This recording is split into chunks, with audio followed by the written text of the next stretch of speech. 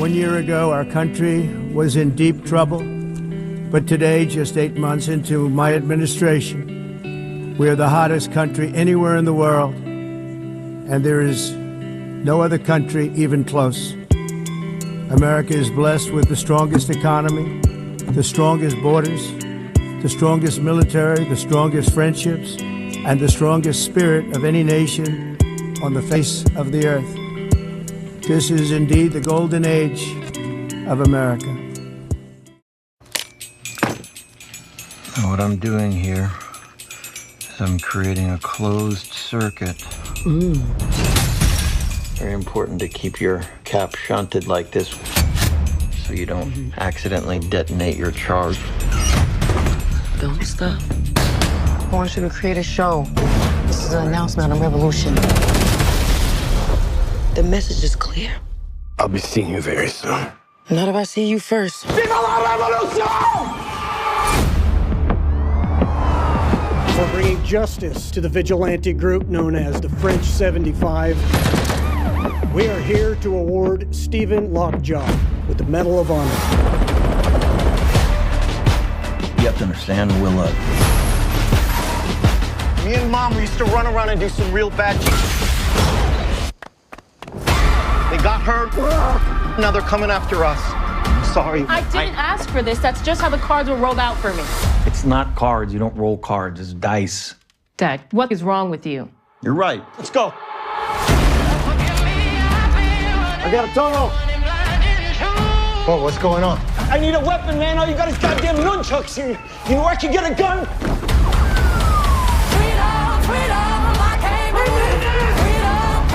I wanted to protect you from all your mom's stuff, from all my stuff, even though I know that's impossible.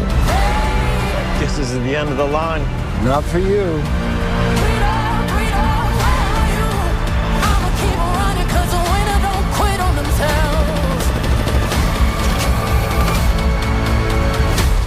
Whoa, who's this? Oh, they're just my friends. Now, is that a he or a she or a they? It's not that hard. They, them. Okay, I just want to be polite. Keep running, jumping the aqueducts, fire hydrants and hazardous smoke alarms on the back of us. Parama, don't cry for me, rap for me, try for me, live for me, breathe for me, sing for me. Yo, say it. Say it, baby. Love you, Bob. Love you too. You know what freedom is? No fear. Just like Tom Cruise.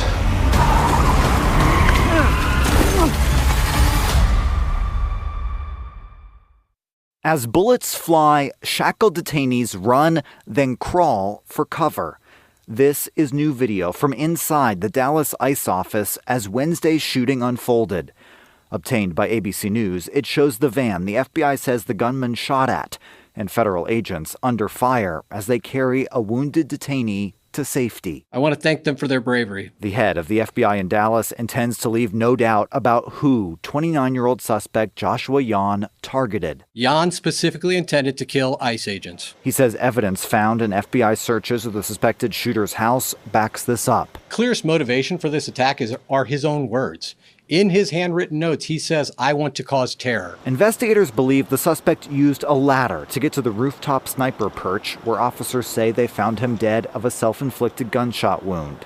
His gun, an 8mm bolt-action rifle, the FBI says he legally bought last month. He wrote that he intended to maximize lethality against ICE personnel and to maximize property damage at the facility. The top federal prosecutor in North Texas says it appears he did not intend to harm detainees, despite shooting 3 of them. He also hoped his actions would give ICE agents real terror of being gunned down. Voting records obtained by WFAA shows he was a registered independent. ABC News says an online profile indicates he was an avid gamer with more than 10,000 hours played.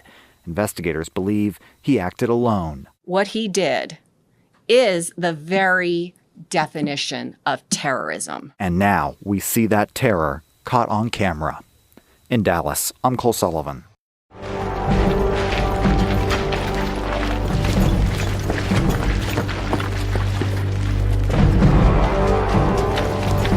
Martial law is in effect for the safety of all citizens. Groups of more than 3 men shall not congregate in public spaces. A curfew is in effect. Any person found on the street after dark will be subject to summary judgment. Long live General Gaius Julius Caesar, savior of our republic. The president has issued an executive order for martial law due to rioting that has occurred because of the blackouts caused by a cyber attack in almost every electrical grid and computer system in the nation.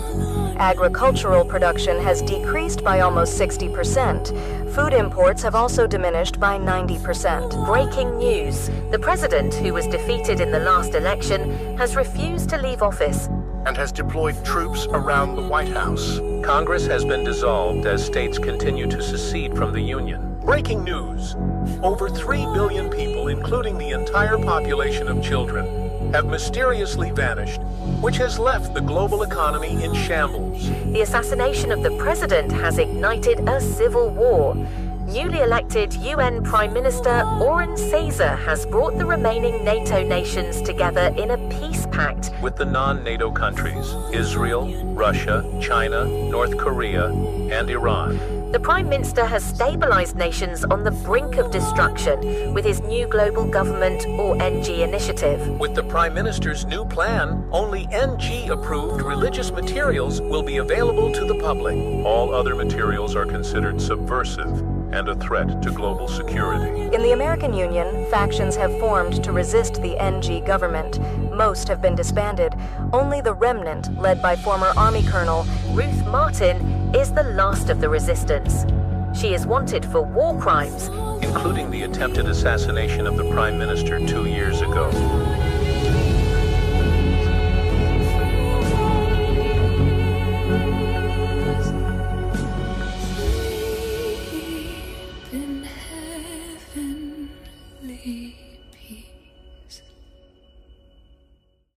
There will come a point where no job is needed. The AI will be able to do everything. Oscar-winning filmmaker Asif Kapadia directs 2073, a docudrama about an apocalyptic survivor in a world that lost its way. We're here to explain the movie in 3 minutes or less. Be warned, major spoilers follow. The film is a documentary mixed with a fictional storyline featuring Oscar-nominated actress Samantha Morton, who acts as a narrator. The film opens in 2073, 37 years after an unnamed apocalyptic event devastated the world.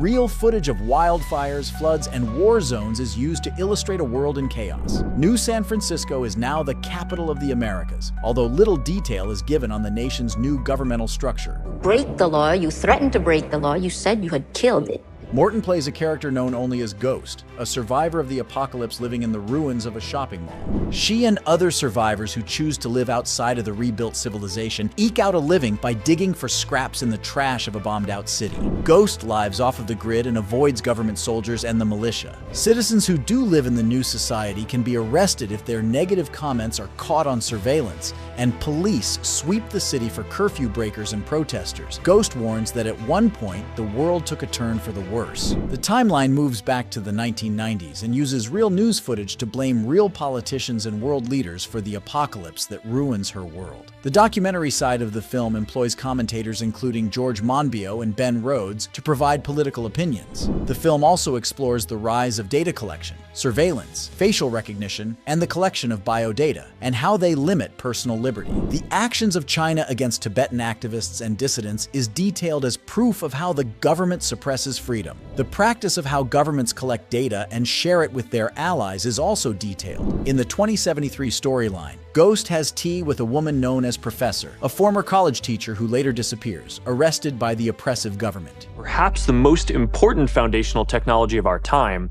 artificial intelligence. The use of social media to collect data and sow political discontent is featured, and how it tracks how we react and what influences us. The dangers of artificial intelligence are explored, and how tech companies show irresponsible behavior in developing it. The film calls out tech billionaires, or so-called tech bros, for their consolidation of power. Climate change is addressed, including how it complicates the shifting political landscape and how little is being done about it. In the 2073 storyline, Ghost is captured and interrogated by the government, but her fate is not shown. The film ends with commentators praising the efforts of protesters and rioters who keep governments in check. They are singled out as the only hope to preserve personal freedom and individual speech. And that's our recap of 2073. Be sure to hit the subscribe button so you never miss a video, and thanks for watching.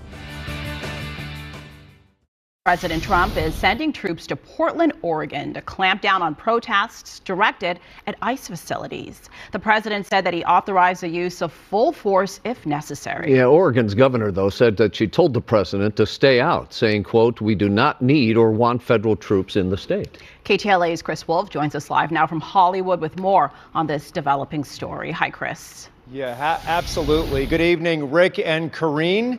It hasn't happened yet, and there is still no timeline for the arrival of federal troops in Portland. However, this news is already causing quite a stir. Back up! Viewers may remember the unrest and turmoil earlier this year as President Trump ordered members of the National Guard and then dozens of Marines to Los Angeles to protect federal property and personnel during violent clashes, vandalism, and protests in the streets in response to immigration operations. The issue remains a political tripwire, and now the president says he will send troops to Portland, Oregon, and elsewhere, quote, authorizing full force if necessary to handle domestic terrorists. There is no timeline for such a development in the Northwestern hub. However, the news triggered a swift and stern response from local leaders. Portland and the state of Oregon believe in the rule of law, and we can manage our own local public safety needs. There is no insurrection, there is no threat to national security, and there is no need for military troops in our major city. This is not a military target. The president will not find lawlessness or violence here. I've been so deeply disappointed to see the footage from a half decade ago recycled and then recycled again. Portland was the scene of sometimes violent protests over the death of George Floyd in Minneapolis in 2020.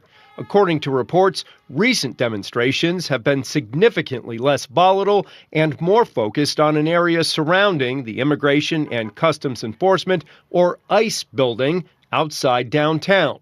Some federal agents have been injured in flare-ups, and a number of protesters have been charged with assault.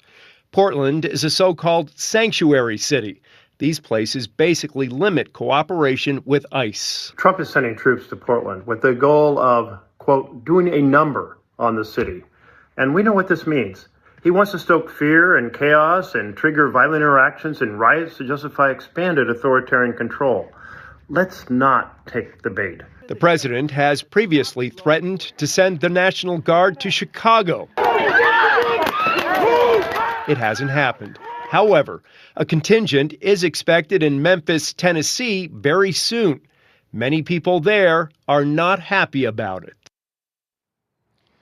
President Trump is blaming what he calls the radical left for recent political violence.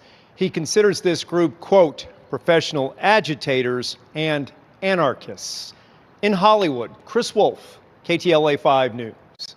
So during 2016, I've been working. Well, it was 2015, Joni. It was actually December 2015. It was 2015. Thank you. Anyways, so I needed a job really bad, and I couldn't find one. And finally, one came up. It wound up being a concierge at a elitist Masonic club. I did not know that it was an elitist Masonic club. It was a platinum club in Newport Beach. And I had no idea what it was. I just wanted a job. When I walked out after the interview, I saw the big brass plate with the hand shaking. I was like, oh no. Anyways, long story short, God kept me working there. They paid me well. It was a difficult job. This club has White House staff that go through it all every day. I've met a lot of Congress people, that kind of thing. It was absolutely normal to have Secret Service come to my desk often. They don't say anything to you. They just come up. My name is so-and-so. I'm Capitol Police. I'm going to be sitting in that chair right over there. I'll be here for approximately 3 hours.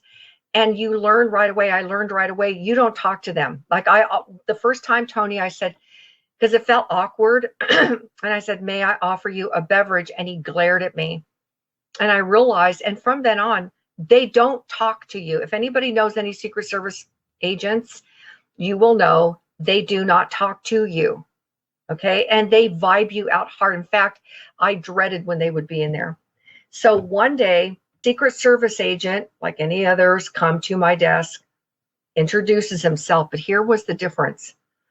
He comes to the desk and says, my name is so-and-so. I'm Capitol Police. I'm going to be sitting on that chair right over there. I say what I typically say, okay, thank you. And he stays there. And he says, so how are you doing tonight? And I felt nervous, to be honest with you, and scared.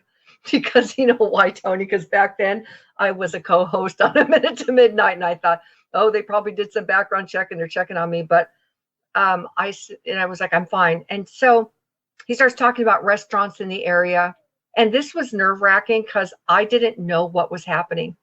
So he asks me a question. So, who do you think is going to be the next president? Well, I didn't know what to say, so I kind of played coy, and I said, oh, well, I don't know. I mean, it could be Donald Trump. And he said, oh, it will be Donald Trump. I go, it will? And he says, yeah. He said, he was chosen 2 years ago. We all know it. And I go, oh, okay. And then he said, you can ask me any question that you want. And I go, I can? And he said, yeah, you can ask me anything. So I asked him, what was up with those Jade Helm, Jade Helm 15, Jade Helm 16 things, right? I'm not going to go through everything he said, but I'm going to say, because this will take me directly to the one thing that I want to get to. So he said, what do you think they are? And I said, I don't know, civilian population control exercises. And he said, that's exactly what it is. And I said, okay, so let me ask you, is there going to be martial law? And he said, yes. He said, but it's not going to be what you think. It's not going to be like all of a sudden the whole United States is locked down.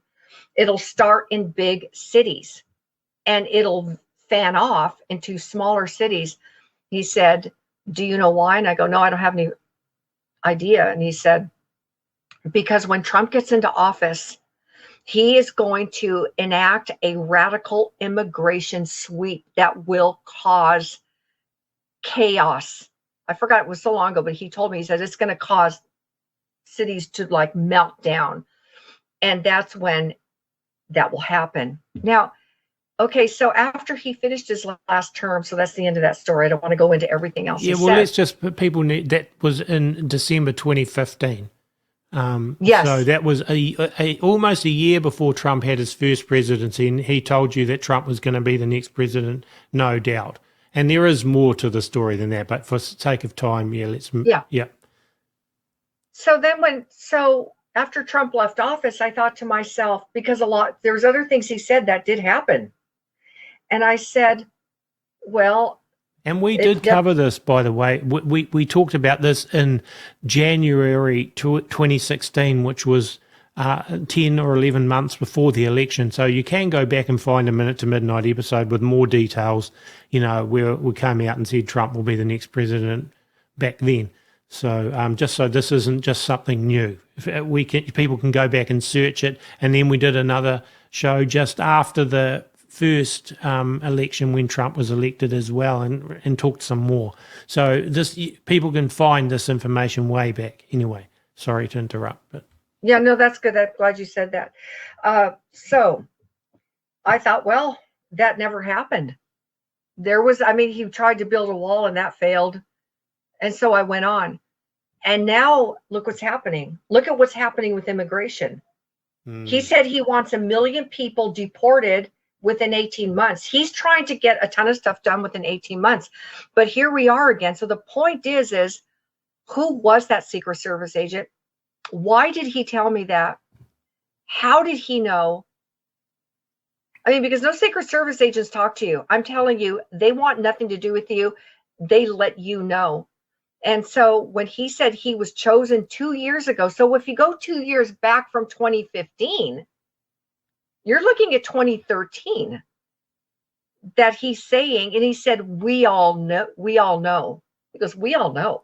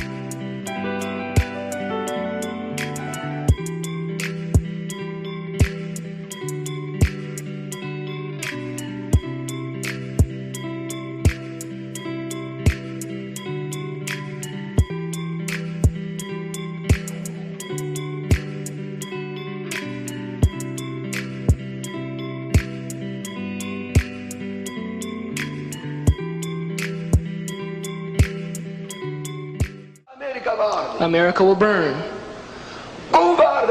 But again, how will it burn? He said, tell them this. The Russian spies have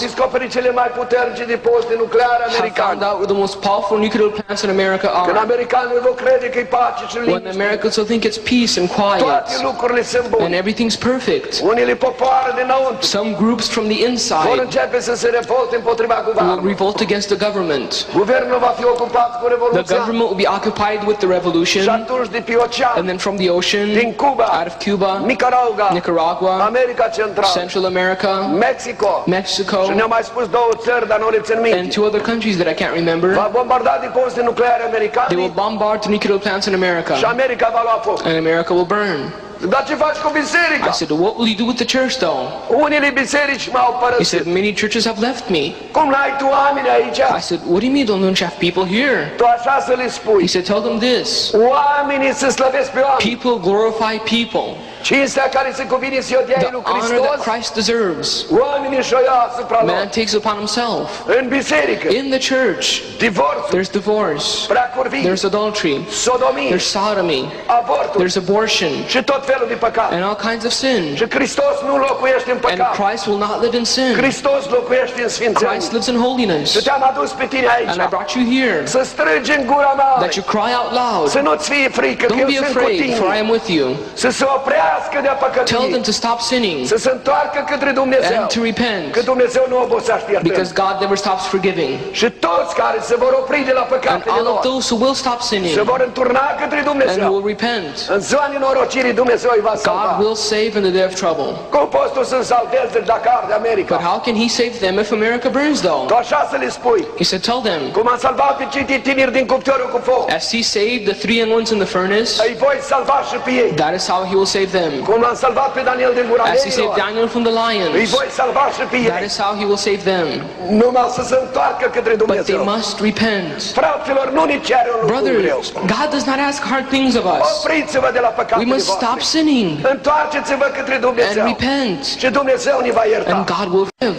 Amen.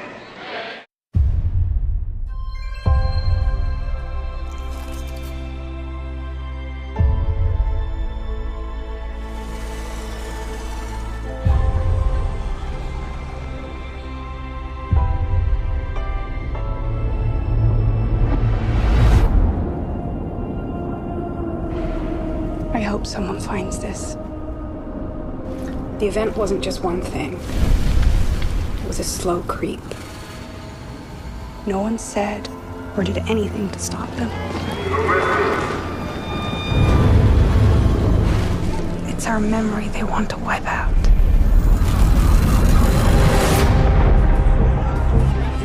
This year, 72% of the world is under authoritarian rule. We're now in a democratic recession, and it's endemic in Europe, in the United States, India, the Philippines. Minorities silenced, dissenters arrested, social media cooperative.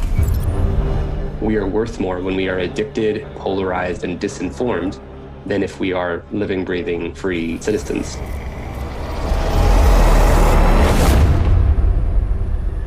Where in New San Francisco have you visited?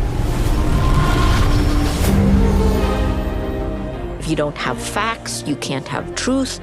Without truth, you can't have trust. We have faced wars and famines and genocides, but this is bigger than any of that.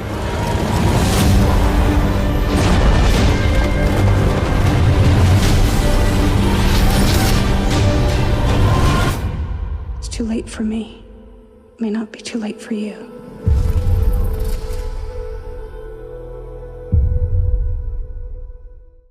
We start here in the UK on an issue that's divided the country over the last few decades. Every adult will need a new government-issued digital ID to prove they live and can work here. Well, under plans to be announced by the Prime Minister on Friday, the move is part of efforts to crack down on illegal working. Most European countries already require their citizens to hold ID cards, but the UK has long resisted, with concerns over civil rights and privacy issues. Here's our political correspondent, Ian Watson. ID cards are not a new idea. They were compulsory during the war and not abolished until 1952. The idea was revived in 2005 by Tony Blair's government. Look into the mirror. The then Home Secretary was seeing how these biometric cards would work. They were supposed to tackle illegal working and establish entitlement to public services, but the scheme faced technical challenges and political opposition and hadn't been implemented by the time of the 2010 election, when the Conservative Lib Dem coalition scrapped them. And now the idea has been revived under this Labour government. Ministers have been looking at a digital ID scheme in Estonia in Eastern Europe, which is used to access public services. And they believe that attitudes towards ID cards have softened as concerns about illegal immigration have risen. The government's direction of travel has been clear for some time. Earlier this month, Keir Starmer told the BBC why he thought they were a good idea. I'm determined to stop people making that crossing across the channel and to get people out of our hotels.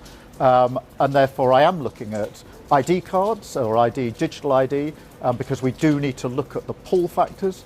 The Prime Minister believes this is an important weapon in his armoury to tackle illegal immigration, but his idea is creating clear blue water between government and opposition. Keir Starmer scrapped the Rwanda removals plan without having any other plan in place. He said he was going to smash the gangs. He hasn't done that. Digital ID cards is not going to smash the gangs or stop the boats. I fear this is a bit like what they tried to do before, where it's authoritarian, where it's centralised, where it's controlled by the state, and we should oppose that like we did before. And there are practical questions. If digital ID requires a phone or computer, what happens if you don't have one? The government says it will consult on the details, so don't expect to have to prove your identity online just yet. Ian Watson, BBC News.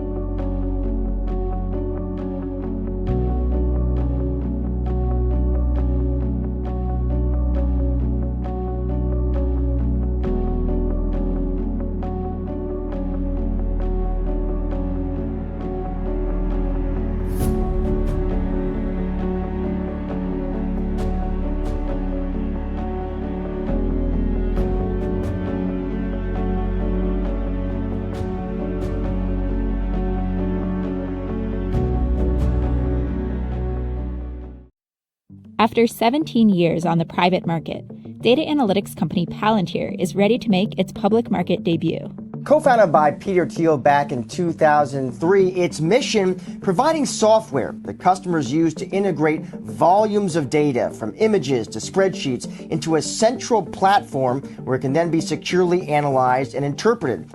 News of Palantir's plans to go public, as well as its recent announcement that it will be relocating its headquarters from Palo Alto to Denver, has put the secretive software company in the spotlight.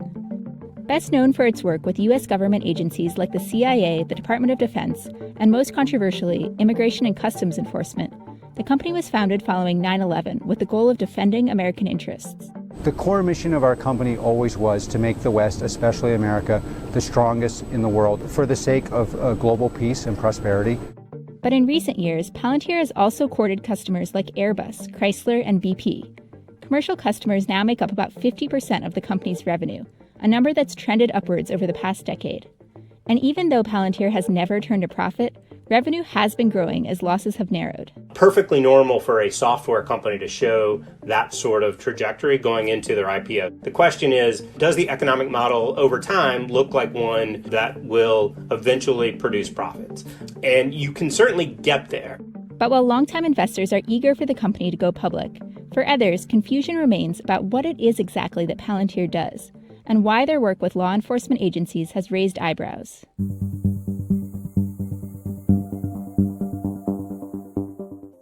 The name Palantir comes from The Lord of the Rings. In the fantasy series, Palantiri are spherical stones that help powerful users see what is going on in other parts of Middle-earth and communicate with each other. Founded in 2003 by billionaire Peter Thiel alongside current CEO Alex Karp, Joe Lonsdale, Stephen Cohen, and Nathan Gettings, Palantir's tech helps detect unusual or suspicious patterns in large datasets, using techniques that the founders learned working together at PayPal. The CIA was one of the company's earliest investors, and its only customer for a number of years. Eventually, other intelligence agencies like the FBI and the NSA jumped aboard, using the company's customized data analytics capabilities to track and capture terrorists, insurgents, and drug smugglers. They cite Afghanistan and Iraq as two examples of places where soldiers were mapping networks of insurgents and makers of roadside bombs by hand. So they actually were bringing in technology to do things that intelligence agents on the ground were having to do manually in very dangerous places. The company's software has been credited with helping to find and kill Osama bin Laden. And though this has never been confirmed, Palantir certainly has not disputed it. The techs also helped to uncover Bernie Madoff's Ponzi scheme and rooted out Chinese spyware installed on the Dalai Lama's computer. We work hand in hand with most of the special operators in the Western world. We work hand in hand with most of the clandestine services. We're in over 40 countries. Today, the company increasingly works with high-profile commercial customers too. Its first was JP Morgan Chase, which adopted the software in 2009 to monitor employees who might go rogue. However, the partnership ended in scandal when JP Morgan's special operations lead used it to spy on top executives. Others have continued to express interest, though. Fiat Chrysler now uses Palantir to identify potential faults in car parts. Airbus uses it to respond more quickly to manufacturing problems, accelerating the production of its A350 aircraft. And BP uses it to analyze drilling data, reportedly leading to a 10% increase in oil production in the North Sea. This is a hefty piece of software that runs across an enterprise and is used for understanding everything that a company faces, whether it's their customers, their supply chains, downtime, geographies where there's growth, where their competitors are gaining share. As revenue from the commercial sector has increased over the years, CEO Alex Karp has had to rethink his historical dismissal of salespeople. We don't look like a classic enterprise software company. We have no salespeople. Almost everyone here is an engineer. Not anymore. Karp's been building out a sales team, and in 2019, the company spent 61% of its revenue on sales and marketing. However, long-standing government contracts remain integral to the company's revenue as well as its reputation. And during the coronavirus crisis, Palantir has formed a number of new partnerships too, with the VA, the National Institutes of Health, and Britain's National Health Service, helping these agencies, as well as the CDC, to track the spread of the virus and allocate resources. In order to make decisions right now, in order to know where the PPEs need to go, in order to know when and where you're going to reopen, you want all the analytical models, all the pieces of information all in one place. Palantir is really designed to thrive in a crisis. But especially under the Trump administration, the company's work with ICE and police departments has raised considerable concern in the liberal-leaning Silicon Valley, leading Palantir to double down on its commitment to law enforcement and national defense. So I do think this idea of nationalism and libertarianism is kind of intersecting in a very interesting way, and Palantir seems to represent all of that. Protests against Palantir first gained traction in 2018, primarily in response to the company's contracts with Immigration and Customs Enforcement, which are worth up to $92 million. The agency has cracked down on illegal immigration through workplace raids and separating families at the border. My house has been protested for many months, almost every day. Our offices have been protested. Many Palantirians protested against it internally. Some people were so upset by it that they left. These are very hard decisions. Co-founder and board member Peter Thiel is probably President Trump's most famous Silicon Valley backer, donating $1.25 million to his 2016 campaign. Karp's politics differ, but he says that Palantir remains fully committed to aiding the U.S. government. I've never stopped being critical of this administration. I'm not planning to vote for this administration. So there are things I do differently. The core issue, though, is who decides. The small island in Silicon Valley that would love to decide what you eat, how you eat, and monetize all your data should not decide who lives in your country and on what your conditions. There are elections, there are rules, they should be enforced. Karp's ethos also holds true for Palantir's work with police departments from New York City to Los Angeles, New Orleans, and Chicago, who have used the tech for surveillance of criminal suspects and predictive policing, a tactic that civil liberties groups say leads to over-policing of minority neighborhoods. But can Palantir really claim to be above the political fray? I understand the desire to be neutral and to kind of say, hey, we're going to play by the rules. That is a logically coherent stance if companies are also neutral with regard to who makes the laws. But hold on, if you're willing to back political factions with your own money, you can't say, well, in this aspect of our business, we do influence policy and politics, but over here, we are politically neutral. It doesn't work that way. Other tech companies, like Google, have backed out of controversial contracts with the Defense Department. But Palantir sees that as an abdication of responsibility. Peter and I built a very patriotic company. Google's clearly not a patriotic company. Karp also hit back against the culture of the Valley in the company's S-1 filing to go public. Here's what he had to say. The engineering elite of Silicon Valley may know more than most about building software, but they do not know more about how society should be organized or what justice requires. Our company was founded in Silicon Valley, but we seem to share fewer and fewer of the technology sector's values and commitments. In August, the company announced it will move its headquarters to Denver, Colorado, likely both a financially and morally motivated decision. The Valley is basically sold its soul to an advertising model where it's okay to sell your data, but it's not okay to support the country. And they didn't want to be part of that ecosystem and didn't feel that that ecosystem was aligned with their values. So what does all this controversy mean for investors? For those who believe in Palantir's mission, it could be an asset. And for those with qualms, well, it ultimately may not mean much. The general belief around the Valley is that public market investors in particular talk a big game about governance and about things that they view as acceptable and unacceptable, and then they buy the stock anyway. Though Palantir is yet to turn a profit, this isn't of considerable concern to investors, who are used to betting big on tech companies operating at a loss. What will affect the company's value is whether investors view it more as a high-growth tech company or a lower-margin consulting firm. That combination makes this a bit of a Rubik's Cube for investors because it's not a pure-play software model. For most of its history, Palantir has spent heavily on software customization services for both government agencies and large corporations.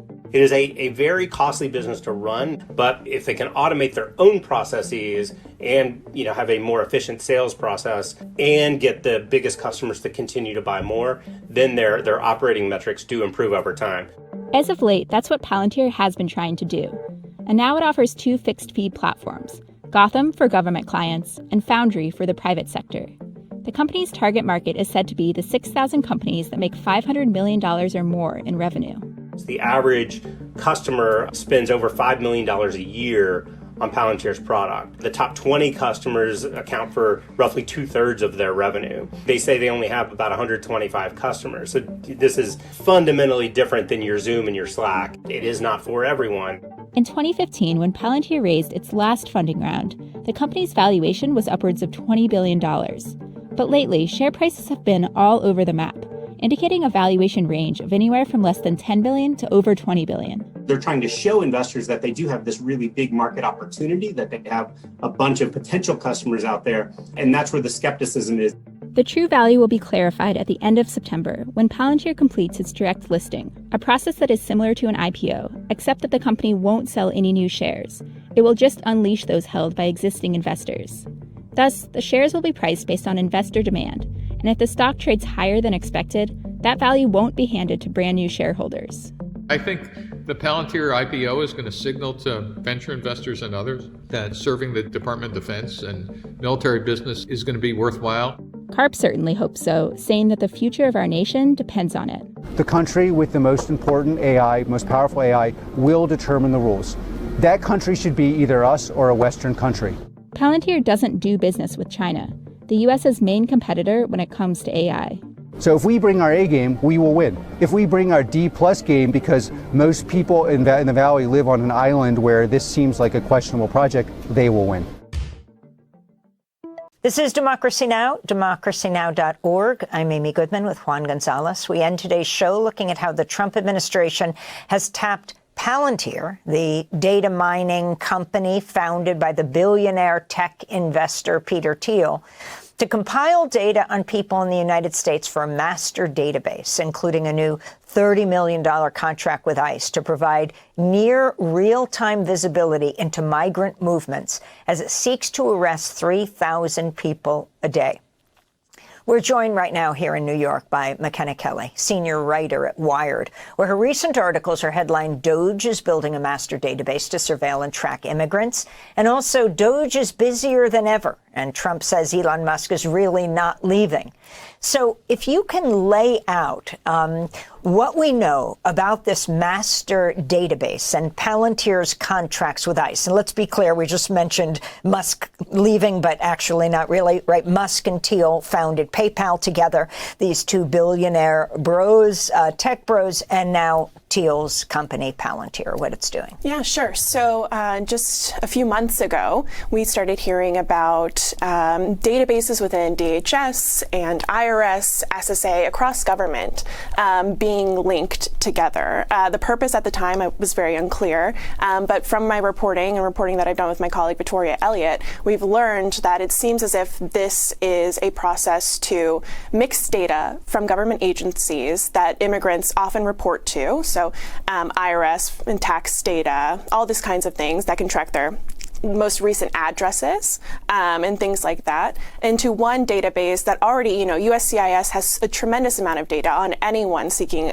any kind of to immigrate into this country. And so the Palantir process with its software Foundry basically becomes the window for all of this data and allows folks at DHS and maybe even at other agencies, we're not quite sure yet, to submit queries and to find information and link it together about folks all across the country. to not mince words. We do not need the federal government bringing in armored vehicles, semi-automatic weapons, military personnel to make, quote unquote, us safer. There is not an insurrection here. His strategy, and I'm referring to President Trump, his strategy only serves to escalate tensions and continue to breed mistrust. Our message today is very clear. Stay out of Seattle. Just moments ago, we heard from the mayor of Seattle and the Washington Attorney General. The mayor said that he would issue an executive order in the coming days with their plan of action. The leaders echoed arguments by Oregon's governor and attorney general, saying that any troop deployment would be federal overreach. So far this year, President Trump has deployed and threatened to deploy National Guard troops to Los Angeles, Washington, D.C., Chicago, Memphis, and now Portland. Earlier this month, a federal judge ruled that the president's use of troops in Los Angeles was illegal. The court essentially said that the federal government was wrong for taking over state and local authority. Imagine today's society as a branch of civilization about to reach a dead end. Is this way we're living the only one that's available to us? My plan is a city that people can dream about. A megalopolis. What about those standing in your way? Who like it the way it is? People don't need dreams. People need help now. There's still so much to accomplish, but is there time?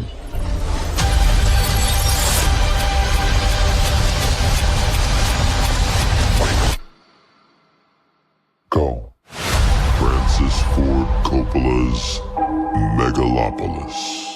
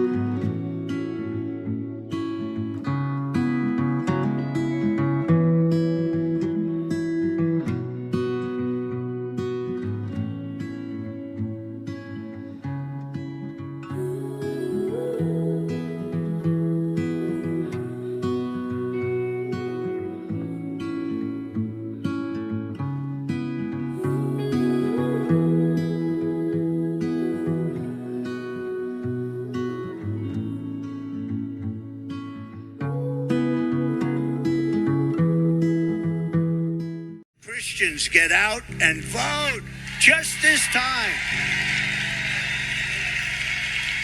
You won't have to do it anymore. 4 more years, you know what? It'll be fixed. It'll be fine. You won't have to vote anymore, my beautiful Christians. I love you, Christians. I'm a Christian. I love you. Get out. You got to get out and vote. In 4 years, you don't have to vote again. We'll have it fixed so good you're not going to have to vote. I love you, Christians. I'm a Christian. I'm a Christian. I'm a Christian. I'm a Christian.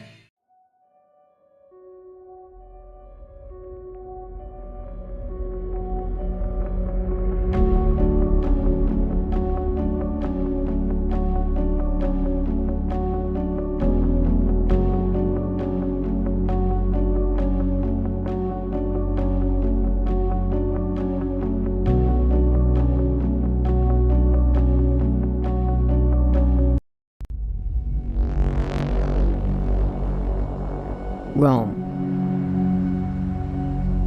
Greece, all democracies fail because people are fucking stupid.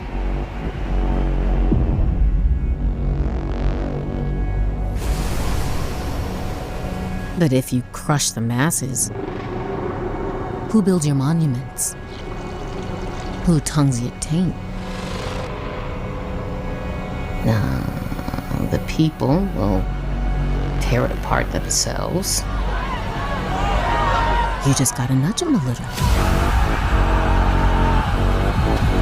Then you get to swoop in, be the one saving it. Like Caesar. Like Caesar. Don't worry. If there's hell below,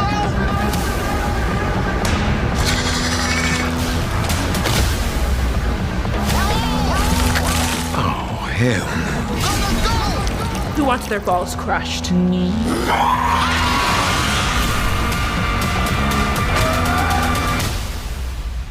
Your team. What's your code name again? The Boys. Oof. Who came up with that shit?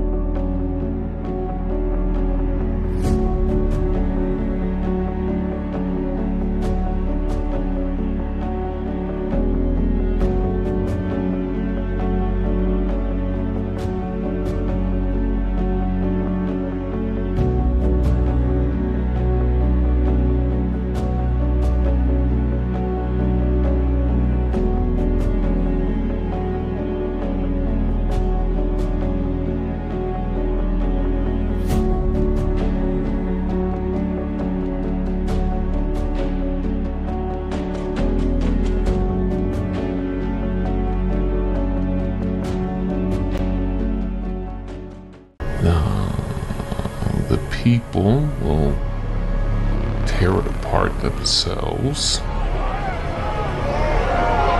You just gotta nudge them a little. Then you get to swoop in, be the one saving it. Like Caesar. Like Caesar.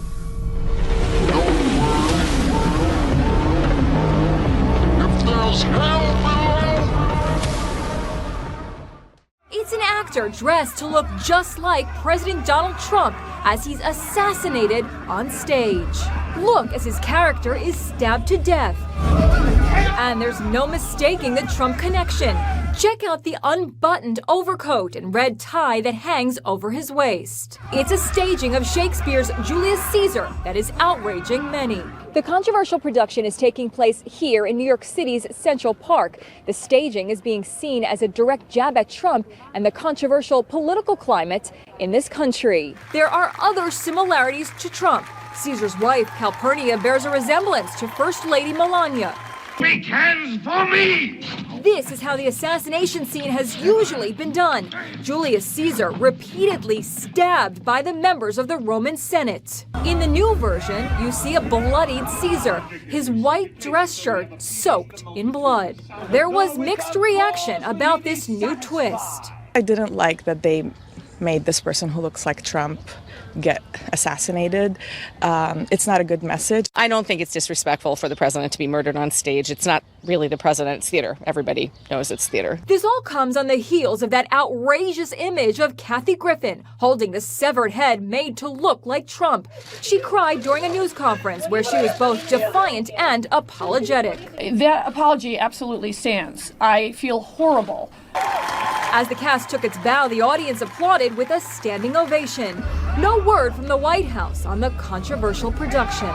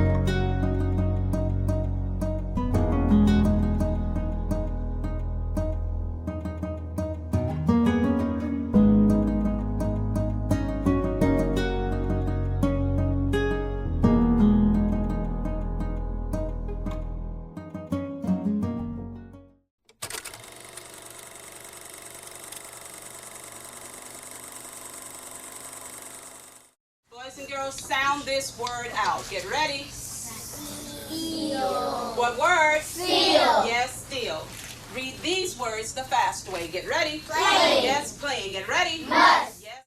It's 8:52 here in New York. I'm Bryant Gumbel. We understand that there has been a plane crash on the southern tip of Manhattan. You're looking at the World Trade Center. We understand that a plane has crashed into the World Trade Center. We don't know anything more than that. We don't know if it was a commercial aircraft.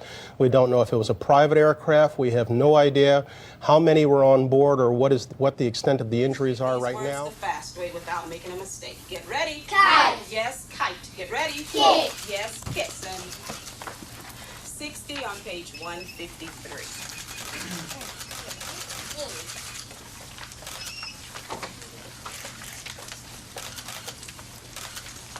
At the count of 3, everybody again. Get ready from the beginning of that sentence. Get ready.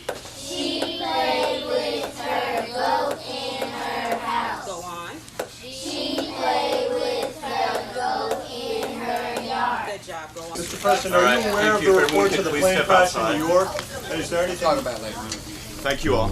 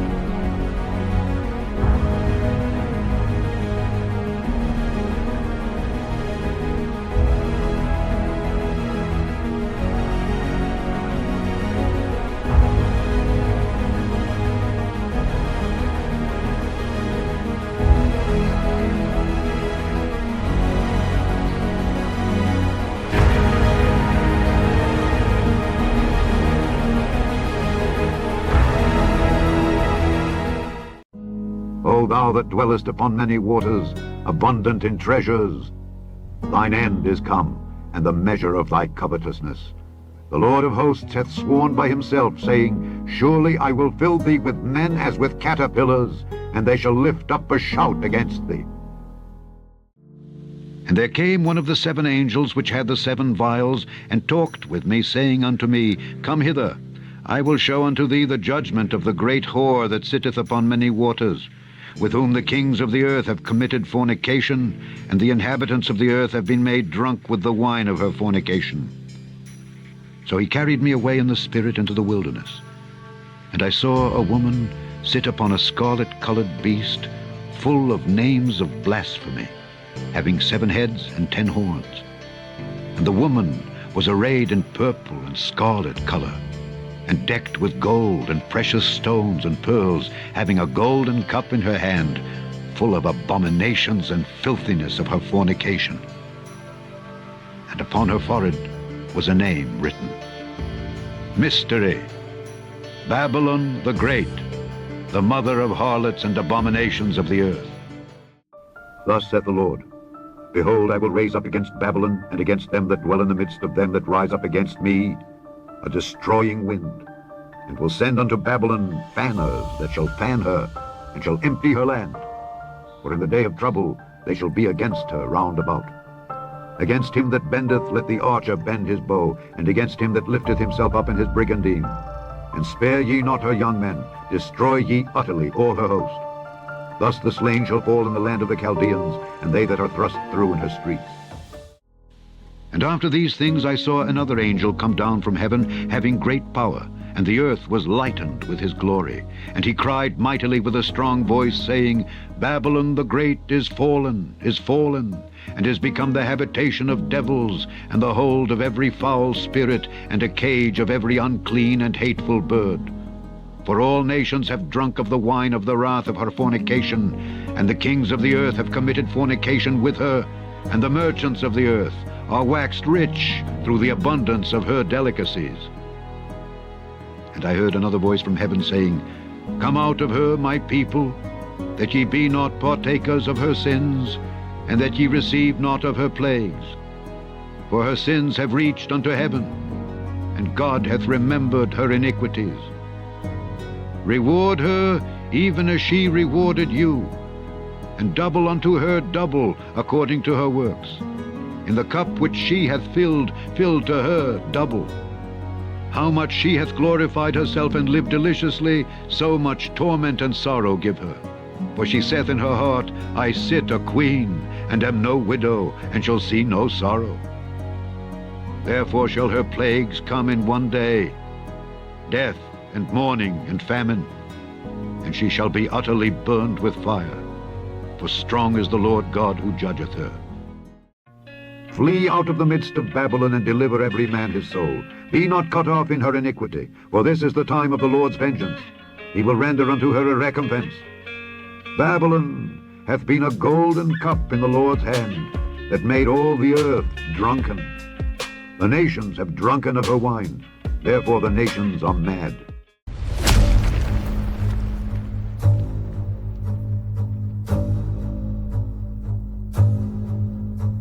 Dear diary, I've been searching for a higher me. I'm in the sky in the pilot seat, trying to stop my mind from spiraling, and that's irony, I'm just looking for a resolution. I just wanna be a better human, but it's hard when everybody's acting stupid. Pardon me if that came off rude, I just have a bad attitude with the world and not just with you. It's the side effects of abuse. I admit I'm a little strange, I don't think that I'll ever change. I survived a whole life of pain, you could say I escaped my fate. I'm a cynical, egotistical, unpredictable, hardened criminal, and I can be a little hypocritical, but I'll admit it straight to your face. I'm unbreakable, irreplaceable, undeniably inspirational. I use everything I have available to make me the person I am today.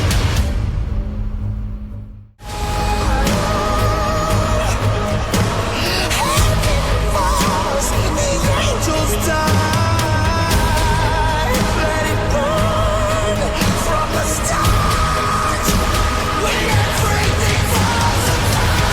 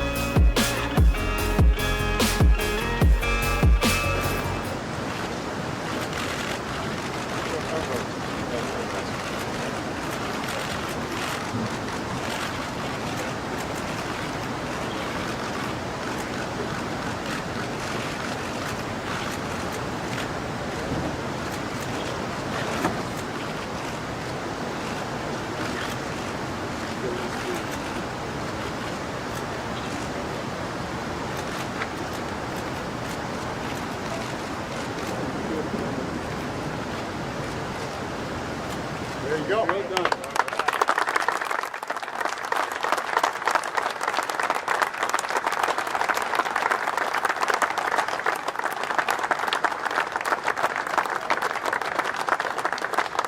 I know there are no speeches, but I just want to say, in addition to the two governors and the mayor, the chairman, most of all, though, I just want to say thanks to the iron workers and all the people who were involved in actually building this unbelievable structure. We couldn't be prouder of you. That is what the American Spirit's all about. Congratulations.